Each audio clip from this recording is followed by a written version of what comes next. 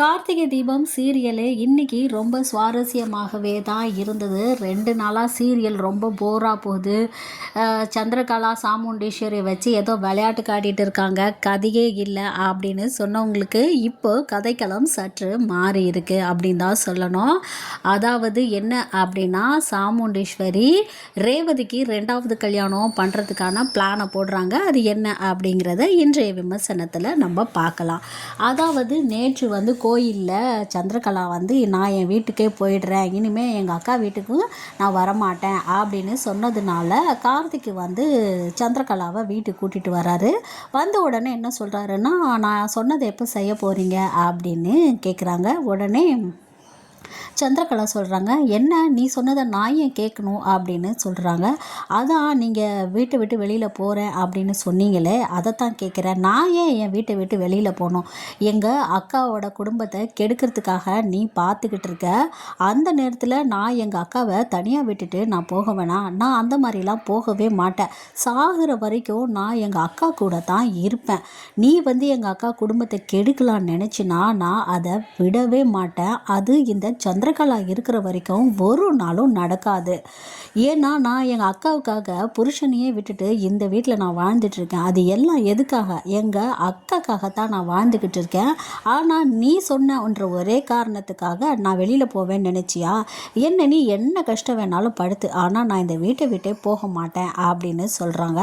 உடனே கார்த்திக், தெரியும் நீ இந்த மாதிரி தான் பிளான் போடுவ, நேற்று ஓடி நான் போகிறேன் அப்படின்னு சொல்லும் போதே நான் நினச்சேன் இதுக்கு பின்னாடி ஏதோ ஒரு விஷயம் இருக்குன்னு அப்படின்னு பேசிகிட்டு இருக்காங்க. இவங்க 2 பேரும் பேசிக்கிட்டு இருக்கிறத வெளியில் இருக்கிற சாமுண்டீஸ்வரி கேட்டுறாங்க. இது எல்லாமே சந்திரகலாவோட திட்டம்தான்.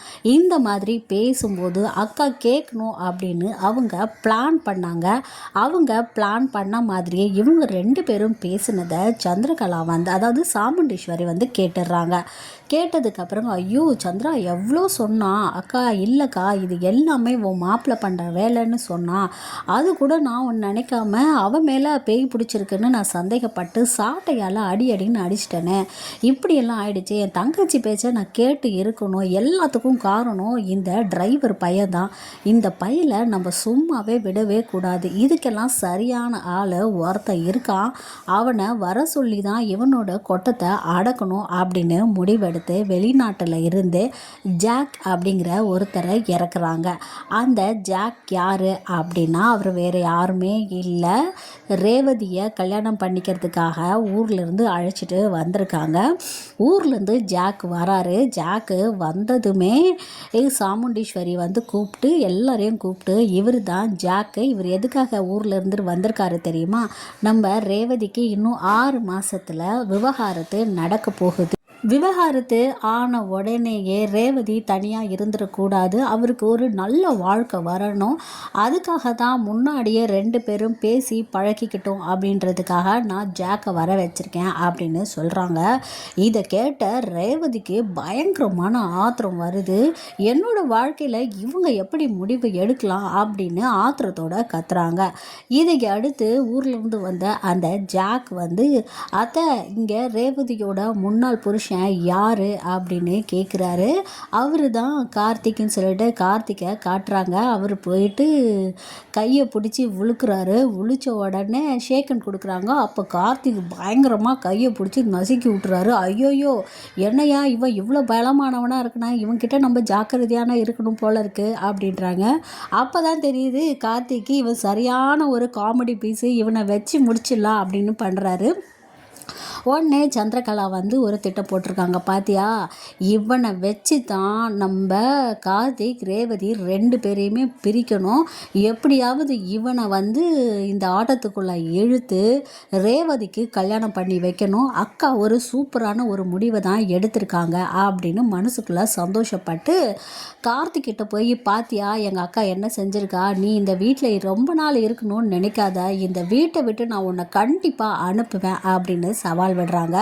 இதையடுத்து மறுபக்கத்தில் ஊர்லேருந்து வந்தாங்க இல்லையா, அதாவது கம்பெனிலேருந்து கூடுதல் முதலீடு தர்றதா சொன்னாங்க இல்லையா, அவங்க எல்லார்கிட்டையுமே நம்ம சாமுண்டீஸ்வரி பொதுமக்கள் கிட்ட எல்லார்கிட்டையும் கேட்டதுனால பொதுமக்கள் எல்லாருமே போய் அந்த கம்பெனியில் வந்து தங்கள் வீட்டில் இருக்கிற நகைகளெல்லாம் எடுத்துகிட்டு போய் முதலீடு பண்ணுறாங்க. அதன் மூலிமா நிறைய பணம் கிடைக்கும், நமக்கு நம்ம வாழ்க்கையில் செட்டில் ஆகிடலாம். அதுவுமே இல்லாமல் சாமுண்டீஸ்வரி வந்து தான் இந்த விஷயத்த சொல்கிறாங்க. ஊர் தலைவியே இந்த விஷயத்த சொல்லும்போது நிச்சயமாக நான் ஒரு நல்லது தான் நடக்கும் அப்படின்னு சொல்லிட்டு ஊரில் இருக்கிற மக்கள் எல்லாருமே போய் நகையை அதில் முதலீடு செய்கிறாங்க. ஆனால் இதில் நம்ம கார்த்திக் வந்து ஏதோ சந்தேகம் இருக்குது. எல்லாத்தையும் விட்டுட்டு ஏன் நம்ம ஊர் தேடி இவன் வந்து இன்வெஸ்ட்மெண்ட் பண்ண வந்தாங்க எனக்கு தெரியல சகல. இதுக்கு பின்னாடி ஏதோ ஒரு திட்டம் இருக்குன்னு நான் நினைக்கிறேன் அப்படின்னு கார்த்திக் ஆல்ரெடியே அவங்க மேலே வந்து ஒரு விதமான டவுட்டில் இருக்கிறாரு.